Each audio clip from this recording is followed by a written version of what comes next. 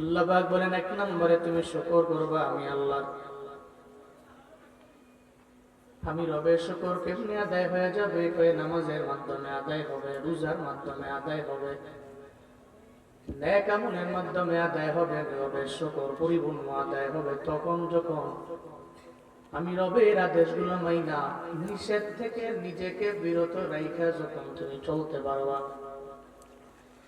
আল্লাহর দরবারে তুমি বড় শাকির। যেই বান্দা শাকির ওই বান্দা তো আল্লাহর দরবারে বড় দামি বান্দা। আর শাকিরিন বান্দা রবের দরবারে নিয়ামত চাইলে আমার আল্লাহ কমায়া দেয় না, বরং আমার আল্লাহ বাড়ায়া দেয়। চিল্লায় পড়বেন কি সুবহানাল্লাহ। আল্লাহ পাক বলেন, এক নম্বরে আমি রবের শুকর তুমি আদায় করে নাও। ফজরের নামাজের পর থেকে আবার ঘুমাতে যাওয়ার আগ পর্যন্ত আল্লাহর দরবার থেকে আমি যা পাইলাম বললাম আলহামদুলিল্লাহ। পরিপূর্ণ হবে না, বরং রবের সব আদেশগুলা মাইনা বাস্তব জীবনে কাজ করা লাগবে। আমি তো মৌখিকভাবে দাবি করলাম, কয় নাম কি? কয় নাম আব্দুল্লাহ। কে রাখছি? কয় আমার মা বাবা। মা করে আমার নাম রাখলো জুনায়েদ। কিরে মুসলিম, নিজেরে কেমনে দাবি করো তুমি মুসলমান? কয় আমার মা বাবা আমার দাদা দাদি সব তো মুসলমান, এদের ঘরে জন্ম নেওয়ার কারণে আমিও মুসলমান। তুমি মৌখিক মুসলমান হয়ে গেলা, তবে খাঁটি বান্দা হওয়ার জন্য শুধু মুখে মুখে ইমানদার হলে হবে না। খাঁটি ইমানদার হওয়ার জন্য, মুমিন হওয়ার জন্য মুখে না বইলা মুখেও বলো, অন্তরেও বলো, আবার কার্যে পরিণত করে দেখায়া দেও তুমি সাচ্চা মুসলমান। এর নামই সাচ্চা মুসলমান। যেই বান্দা ইকরার বিল লিসান তাসদীক বিল জিনান আল আমাল বিল আরকান, ওই বান্দা মৌখিকভাবে স্বীকৃতি দেয়, অন্তরের মধ্যে গেঁথে নেয়, আবার বাস্তব জীবনে আমল কইরা যেই বান্দা বাস্তবায়ন করে ওই বান্দাই খাঁটি মুমিন। এছাড়া অন্য কেউ মুখে মুখে দাবি করতে পারে, তবে মুমিনে কামেল হওয়া সম্ভব না। আল্লাহ কয় তুমি আমার শুকর আদায় করো।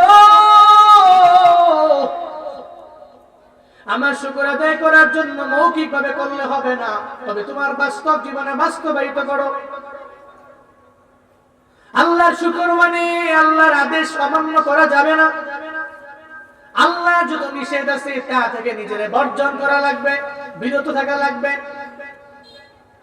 আল্লাহ বলেন শুকর আমার পরিপূর্ণ আদায় হবে তখন তুমি আমারে মানবা। যখন আমারে যখন মানবা না, তাহলে শুকর তো পরিপূর্ণ আদায় হবে না রে বাবা। আল্লাহ শুকর কেন আদায় করবেন? কারণ ওই মায়ের গর্ভে আপনি ছিলেন মৃত। ওই মায়ের গর্ভের মধ্যে আমার আল্লাহ 10টা মাস লাগে মায়ের গর্ভের মধ্যে আপনারে আমার আল্লাহ ওখানে বড় করলেন। ডে বাই ডে আল্লাহ পাক আপনারে হাত দিলেন, আল্লাহ পা দিলেন, আল্লাহ চক্ষু দিলেন, ব্রেন দিলেন। এত সুন্দর একটা পরিপূর্ণ স্ট্রাকচার দিয়া আল্লাহ পাক রব্বুল আলামিন আপনারে ওই মায়ের গর্ভে বানাইলেন।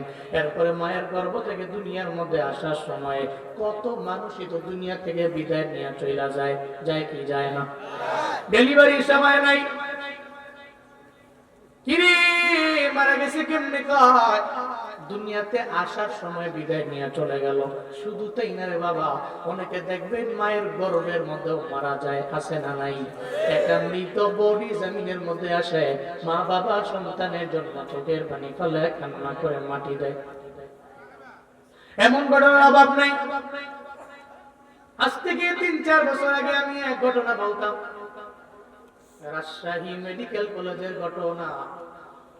যেই মেডিকেল কলেজের মধ্যে একটা গর্ভবতী মায়ের নিয়ে আসা হলো। ওই মায়ের চেক আপ করার পরে হঠাৎ করে সিদ্ধান্ত নেওয়ার জন্য যখন ওই মায়ের ব্যাপারে গার্ডিয়ানটা কই, ওই গার্ডিয়ানের দরবারে আমি যাব, সিদ্ধান্ত নেওয়া লাগবে। কি সিদ্ধান্ত? ওই চেক আপ করে পাইলাম যদি মাটা আমি তার দরবারে যায় কয় সিদ্ধান্ত আপনার দেওয়া লাগবে, কারণ আপনি গার্ডিয়ান। আমি গার্ডিয়ান হয়ে কি বলবো, কারণ সন্তানও আমার দরবারে দামি, আবার আমার বিবিও তো আমার দরবারে দামি। একটা পর্যায়ে উনি কিছু বলতে পারলেন না, ডাক্তারেরা সব চলে গেল, মায়ের বড় বয়স চলে গেল। মায়ের কাছে যায় গর্ভবতী মায়ের সামনে দাঁড়াইয়া এবার চিন্তা ভাবনা করে নেয়, চিন্তা করে বৃক্ষ যদি বাঁচায় রাখা যায় তাহলে তো অনেক ফল জমিনের মধ্যে আশা করা যাবে। মা যদি বেঁচে থাকে তাহলে আজকে হয়তো সন্তানটা দুনিয়া থেকে বিদায় নিয়ে চলে যাবে, আবার আগামী বছর অথবা 2-3 বছর পরে আবার সন্তান পাওয়া যাবে। ডাক্তারেরা বলতে লাগলো মাটারে বাঁচায় রাখ, সন্তান লাগবে না। এমন এই পরিস্থিতি, কিন্তু মা তো জীবনে কোনোদিন মানতে রাজি না, কারণ মা চায় না সন্তানটা ডেলিভারির সময় দুনিয়া থেকে বিদায় নিয়ে চলে যাক। এমন সিচুয়েশনের মধ্যে পইরা মা কয় আমি দুনিয়ার মধ্যে বাঁচবার চাই না, সন্তানটারে দুনিয়া দেখাও। সন্তান আসমান দেখবে, জমিন দেখবে, সব দেখবে, কারণ সন্তানের জন্য মা বড় দুর্বল হয়ে যায়। বারেরা এলাকার মুসলমান, এমন সিচুয়েশনের মধ্যেও তো আমার আল্লাহ আমারে আপনারে পালাইতে পারতেন কি পারতেন না? আল্লাহ পাক পারতেন। আল্লাহ যদি বলতেন তুই জমিন দেখতে পারবি না, বন্ধ, না দেখতে পারবি আসমান, না দেখতে পারবি জমিন, না দেখতে পারবি দুনিয়ার কোন নিয়ামত, কোন প্রকৃতি দেখতে পারবা না, নিয়ামত দেখতে পারবা না। আল্লাহ যদি কয়, আমি আল্লাহ মানা করলাম, তাহলে মায়ের গর্ভের মধ্যেই মরণ হয়ে যাইত, অথবা দুনিয়াতে আসার সময় মরণ হয়ে যাইত, অথবা দুনিয়াতে আসার পরে 2 বছর 3 বছর পরে তো আমার আল্লাহ নিয়ে যাইলে পারতেন। আল্লাহ কয় না রে গোলাম, আমি আল্লাহ বড্ড মায়া করে জমিনের মধ্যে রাখলাম, আমি আল্লাহ তোরে নিয়ে যাই নাই। আসমান বানাইলাম তোর জন্য, জমিন আমি আল্লাহ বানাইলাম তোর জন্য। এমন কিছু নাই যে আমি আল্লাহ তোরে মায়া করে দেই নাই। এত কিছু পাওয়ার পরেও কেন তুই আমি আল্লাহ আল্লাহ বলে ডাক দিবা না? কেন তুই আমার শুকর আদায় করবা না? কেন তুই আমার কৃতজ্ঞ বান্দা হয়ে যাবা না?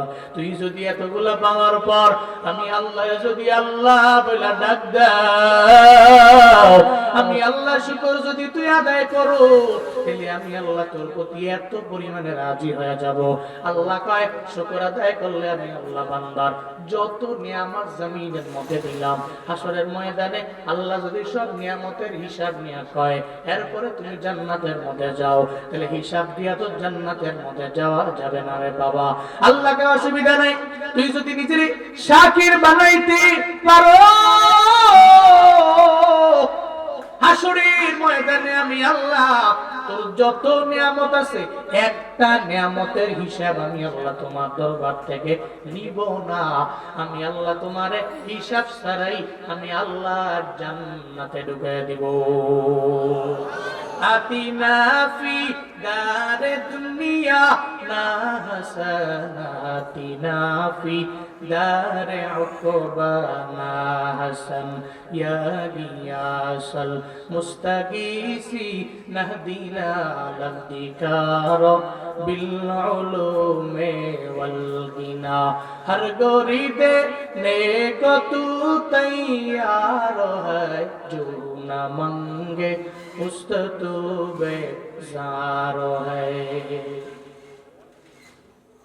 তাহলে 1 নম্বরে শুকর আদায় চলবে কার?